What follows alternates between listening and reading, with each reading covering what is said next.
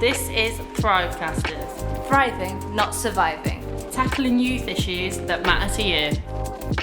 Welcome to another episode of ThriveCasters. We are here with, of course, Hannah and Priscilla, and we also have Alex, who is a registered mental health nurse, cognitive behavioural psychotherapist specialist, neurodevelopmental nurse. Wow. That is everything, and just like, wow. It's a very, very long job title. Thank you for joining us today. So the topic of our podcast today is how to deal with losing a loved one. So the first question we kind of have for you, Alex, what is the difference between bereavement and grief? I guess bereavement is what I would normally sort of talk to people about, the process that you kind of go through. Whereas grief tends to be more of kind of the emotion that people might express that they're experiencing during the process of bereavement. If that kind of makes sense. Whereas people that might be bereft of us often don't talk about, I feel bereaved. They might say, I feel, a large sense of grief at my loss. And that kind of bereavement is almost that process. And there's different sort of cycles and ways of understanding that within psychology. I was looking literally yesterday at the one of the cycles that we use to understand the process of grieving, and how sometimes we might be at different stages of grief in that process of bereavement. I think that's quite an interesting. Yeah. Often by people, they're used as very interchangeable kind of words. Yeah, because I definitely didn't know there was a difference between the two. I just thought they were kind of synonymous, but that's really interesting as well. And I think, especially in this year particularly, it's just been riddled with grief everywhere we go, everywhere we can see bereavement, it's happening everywhere. And I suppose one of the questions I have is, like, how do you manage seeing people or your friends or even people you don't know die on social media through youth violence, maybe, or just different versions of violence around the world, or maybe just through, for example, like the coronavirus? And like I said, you don't know them. How do you manage that? I think that is such a good question. And as I say to everybody, I might be a nurse and this, that, and the other, and a psychotherapist, but, we're still human at the end of the day. We do our jobs to help people, but we still have lots of emotions and feelings ourselves. And I think with kind of the Black Lives Matters movement that's come out recently, which I'm really glad that something has finally started to be said and people are listening. But seeing sort of the reaction in America absolutely broke my heart. I was sat blubbing and crying, and I was just so distraught for the way the police were interacting with members of their society, and the way that our young and youth community is then being responded to by the police, and also responding back because of the response that they've had. And I think, funnily enough, I was having a conversation with one of my colleagues about that subject of, how do you manage, how do you regulate yourself when you're constantly exposed to grief or stress or, really horrible, violent acts. In some cases, some of the videos that were shared on social media, I thought was completely inappropriate to be there. That wasn't the correct forum for them to be kind of posted on for people to see, because we do have, parents that might have social media. They might not allow their children to have it, but they might allow their children to explore their own sort of social media and what's happening with that. And we don't control what people share on that. So we don't always have the control over what it is we're exposed to. But what I always say is, you have the control on how you choose to interact with that. And you have the control on how we choose to respond to that. And it's one of the things that, if people are in therapy with me, and if there is anyone that's kind of listening in that is in therapy with me, this will probably get a few giggles from them, because they're going to know exactly what I'm going to talk about next. So we've got ICO, and this is what I would call as circles and hemispheres of control. So in the middle circle is the center of ourself. And the things that we have ultimate control over are the things that we think about, what we might spend our time sort of wondering over, you know, listening to music, doing those kind of self-regulation things, all the things that we know that if somebody says, I don't like this about you, you have the control of how you choose to respond. And then you have things that are slightly outside of that, which is what we might call in your influence. So you don't have direct control over them, but you have some level of influence about, you know, what's happening. And that might be things with friends. If somebody asks you for your opinion, you have the direct responsibility to influence that kind of situation. And what sits outside of those circles is everything that's completely out of our control. And I think in situations like with the coronavirus and with, you know, seeing the youth violence and just the way sort of people have been responding to in America throughout the Black Lives Matter movement, a lot of people are focusing on the stuff that is very much outside of their control. And control is something in therapy that we talk about being a paradoxical concept. The more you actually aim for control, the less control you end up having, because you're seeking control outside of yourself. Whereas actually, when we focus and we sit down and we look inward, what do I have the ability to control? When we start to recognize, you know, the things that are outside of our control, other people's behaviors, other people's point of views, other people's things that they add into the mix within sort of, you know, often within gang culture is where we talk about this circle of control, that people often feel out of control. And the more that they seek control by seeking control over the people's actions, actually the less individual power that they have. So it's one of those kind of situations that sort of brings me back to when we're dealing with things that we're exposed to on social media. It's about taking a moment, and all it takes is a moment to recognize, is this helpful for me? Is this helping me control things? Is it helping me to do anything to change anything? Because one of the things that I notice is actually, I don't have any control or individual influence over these things that are happening. But what I do have control over is how much exposure I allow myself to have to those really horrible and difficult to manage emotions. I mean, I think after I'd spent about 2 hours scrolling through Facebook, seeing people being gassed and, you know, just horrendous things happening. A 70-year-old I watched get sort of, you know, pummeled to the floor because the police were making tracks towards wherever they were going, and noticing how that made me feel. I was like, actually, my level of control is what I can do immediately to support myself through this. And part of that for me is taking a break from that and then working out how can I channel that into something positive to feed that back to people, to help people to kind of manage when they find themselves in those kind of circumstances. So that would be sort of my way of understanding what we can do to manage seeing all of the stuff on social media that really does contribute to actually the world being in dismay and people feeling such high levels of emotion. And sometimes it's what we call vicarious trauma, where you haven't been through something yourself, but you might be experiencing those feelings of grief or loss on behalf of somebody else. Yeah, I think that they're like such useful bits of advice with regards to seeing things on social media, especially. And another question that we've got is, obviously you've got the like go through social media, etc. But when people like through coronavirus, the funeral regulations have been changed. So, how would you advise somebody who's lost someone else to grieve without their same funeral rights? Absolutely, and that is a really big challenge. And I've been working with quite a few patients quite closely where they've been in these situations themselves, where it might be that because they're a grandchild, actually the only people that have been allowed to attend the funeral are the kind of the parents or the child of the grandparent that has been lost.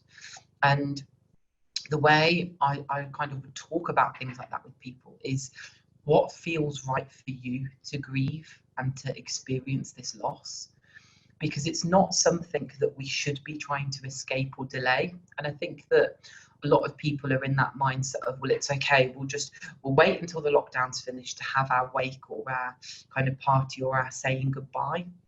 And for a lot of people that can be quite difficult, because those emotions are very surface level until that kind of penultimate point, like with the funeral, where we get to say goodbye and acknowledge sort of that process of what's happened and what's been going on.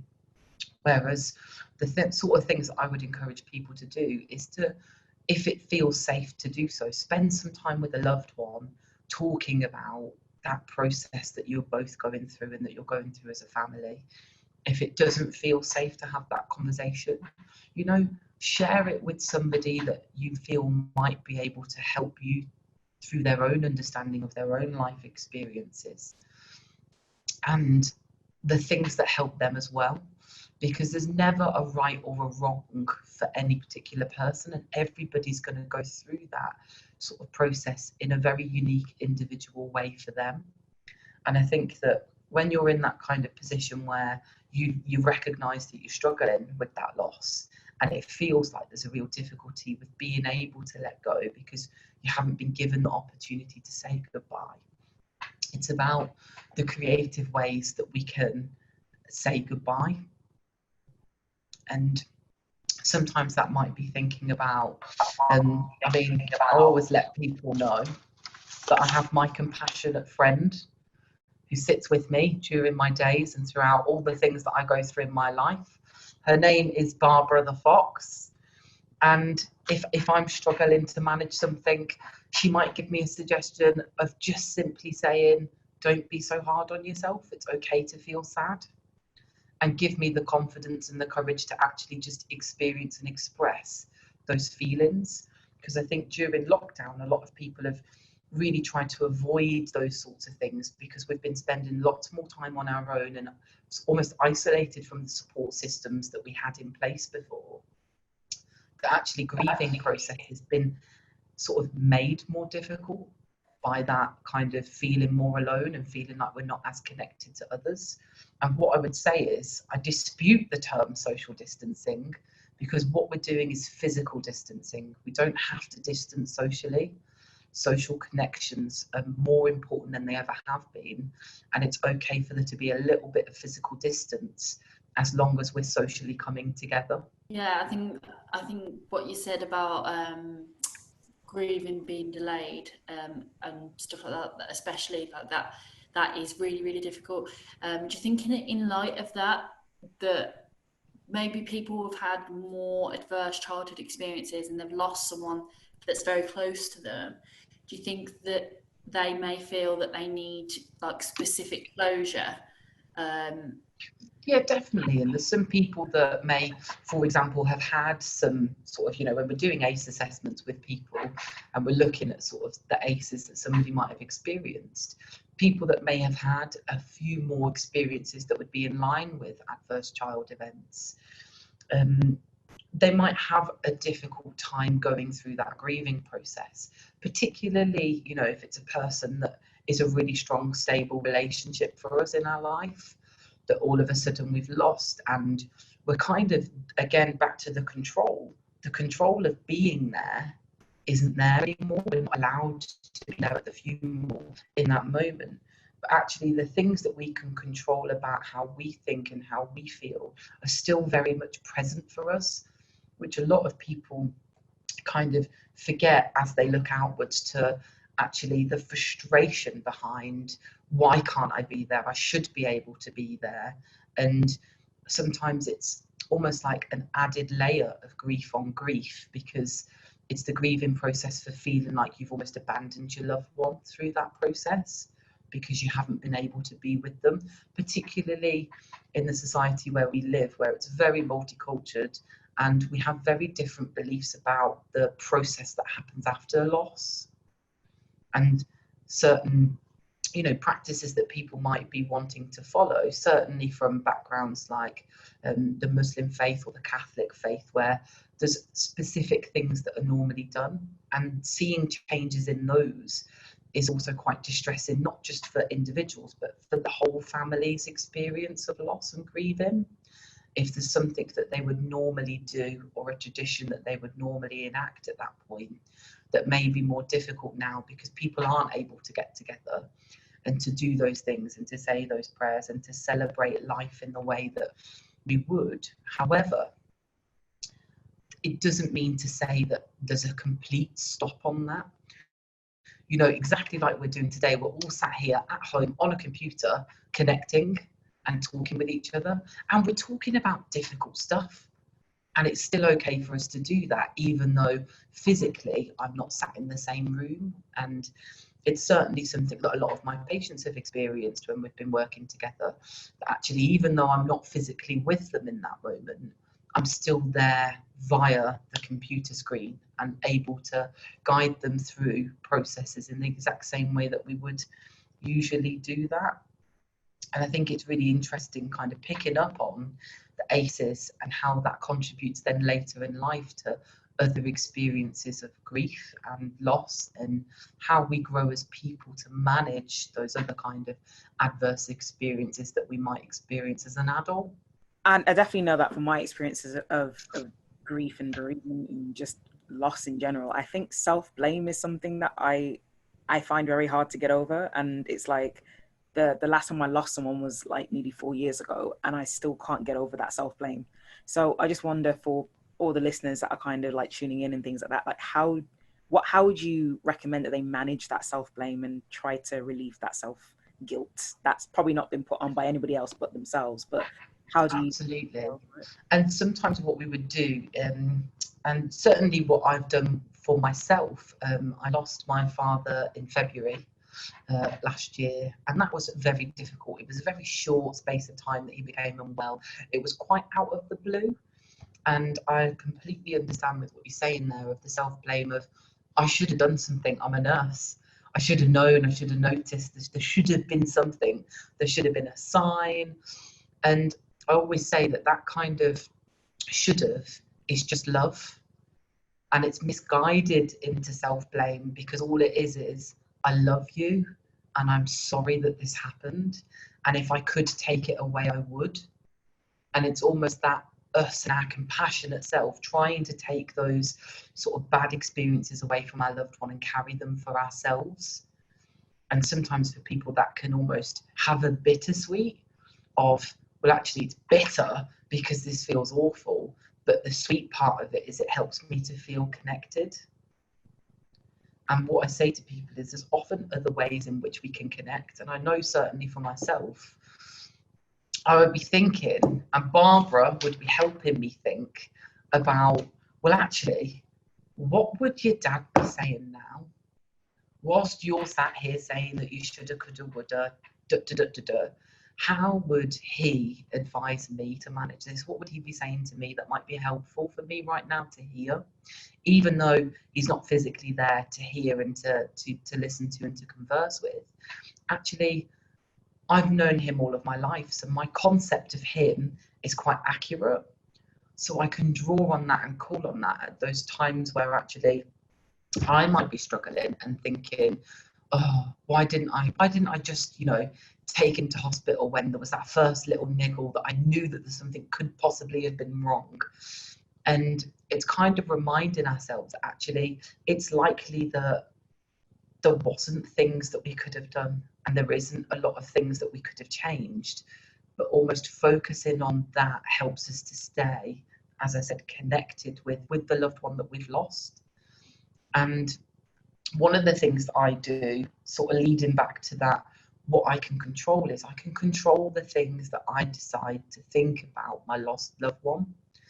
And one of the things that I said to my best friend, actually, I have the best relationship with my dad now, because I only have the happy bits and the good bits and the nice bits and all the little niggly bits, where I might have been playing up as a teenager and getting told off.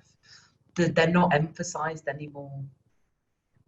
I'm left with the love from my loved one, and living within that and experiencing that when I need to, and using that to kind of spur you on in moments. And it's recognizing that when you're in that space where you're feeling like, I should have, coulda, woulda, I wish it would have been different. And that's often what we call bargaining when we're thinking about the cycle of loss and bereavement and grief, is where we're bargaining with the reasoning behind why it happened and what happened. And it's the brain's kind of first defense, is to logic through everything. But death will never be a logical process, and loss is never a logical process. It's never something that we're going to be able to sit and reason with and say, right, well, it was okay for this to happen, and it was okay for that person to be lost, but it wasn't okay for this person to be lost because of X, Y, and Z. Well, actually, on most levels, loss for humans tends to be something that feels a bit unacceptable. It's not acceptable for me to have to go through this because of how awful and horrible it feels to experience. And one of the things that sometimes I would definitely encourage people to explore and to look at is something, and I have a book actually sat next to me, is something that in therapy we call acceptance and commitment therapy. And the emphasis on that kind of treatment, which is a third wave sort of approach to CBT, is helping people to accept the now, that actually right now, this is my experience and that's okay. It doesn't need to be any different. If I feel like, you know, blaming myself right now, I'm recognizing that that's how I'm feeling, and I'm recognizing that that's how I'm thinking. But what can I do now, coming back to that control, that's going to help me have a committed action to move forward in the areas and the places that I want to be at? So more kind of specifically exploring into when I sort of think about stuff in that way, and when I'm feeling, you know, the loss of my dad, it would be thinking about, well, actually, I know that the things that I'm doing in my life he'd be really proud of. And I don't then need to sit in that relationship of loss, but I can sit in that relationship of, wow, actually, I feel really proud of myself because I know that's how dad would be feeling for me right now. And it's bringing our loved one into those moments in those ways that we do have control over. And it's not easy. I mean, whenever we start a process like that, it's not easy. But the more we do it, and I always say to people, you know, the better you practice something, the more of an expert you become. I think it's like, what, something like 10,000 hours that you have to do on something in order to be considered an expert in it. And I've definitely done 10,000 hours on developing myself and, you know, how loss feels for me and experiences of that. And I was somebody that hadn't had any losses in my life, any bereavements in my life until the age of 22 when my dad passed away. So it was quite like a new thing for me. I was like, oh my goodness. And I think in some respects, you know, the way that we might experience loss when we're younger is very different to how we'd experience loss as an adult. Because we are far more developed with our thinking, we are far more likely to over process and try to logic our way through a grieving process, which isn't even within a logical kind of boundary, it's within an emotional one. Yeah, I'm first of all, it's like, sorry to hear about your dad, but everything that you just explained is so helpful for so many people. For like what you've like contributed is really like really you like whole and like real, if you know what I mean. So we appreciate that. So for the last question, how do you think that like anybody can turn their grief, or maybe you or anyone else can turn your grief into maybe like a drive of a positive force into the community? If that makes sense? Absolutely.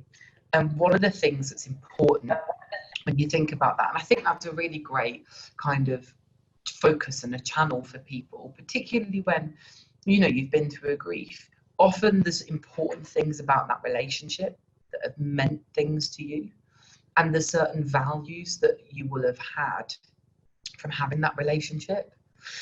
So I'd certainly, you know, for myself, I'd be thinking about, what are my values as a person in life? What are the values that I have, you know, when it comes to the different areas of my life? And if I sort of draw out a little bit, just to give you an example of what I mean here.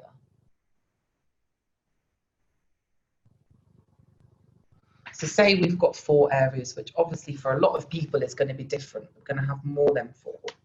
But one of these areas might be relationships. One of these areas might be education, and somebody's kind of education or kind of work and what that means to them. Another one might be sort of family. And there might be kind of a hobby that somebody has that they find, you know, is it something that helps them to channel their identity, who they are, and their sense of self. And what I would often do is explore those areas of my life and be thinking about, well, what are my values for my relationships, and how can I use my experiences to help myself and others around me, and to develop something new that's going to be helpful.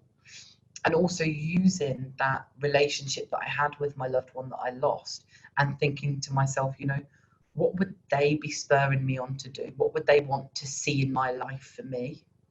If I was to ask them, you know, what would make you happy if you saw it in my life, or you saw me doing it in my life?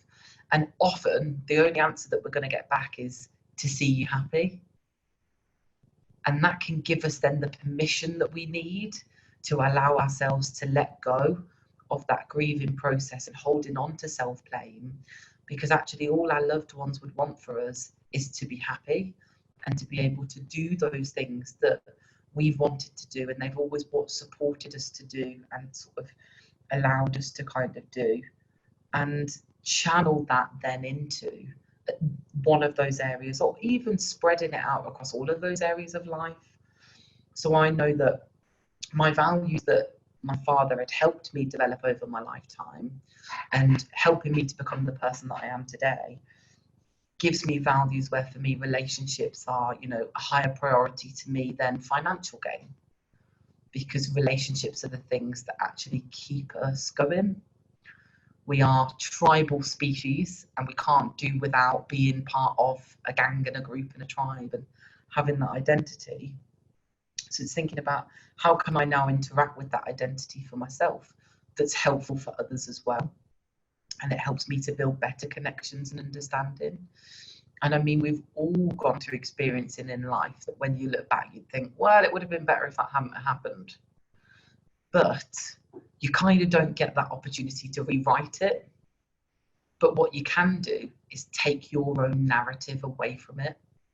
So, you know, you might have the narrative of being a victim and people seeing you in a victim position because you've been subject to grief or to loss or to a whole host of other things where you might end up feeling like you're in that kind of victim position. But it comes a point where you can kind of control that narrative. And, you know, we talk about kind of survivor movements now, instead of being a victim, of actually you have survived that, and the language that we're using is demonstrating strength, that actually people are not a victim of circumstance, they're a survivor of really difficult, tough situations in life. And sometimes even thinking that and restructuring the way that you think and see yourself can really change then your ability to go out there and to turn that into a committed action that you can get something from. Alex, that was wonderful. Thank you for coming on ThriveCasters. Like, it's just art. Like, there's been so much that you said that I've just, yeah, it's resonated so much, and I think it's going to resonate with everyone else who's listening. So thank you. I hope so. No, it definitely will. I mean, I had no idea what questions I was going to be asked, so that was just completely off the top of my head. Well, if that was off the top of your head, then wow, you need to, you're destined for great things, honestly. Thank you. I got an email last night and it was like, can you do this tomorrow? And I was like, oh goodness, what time? I'll fit it in my diary. And that was about it.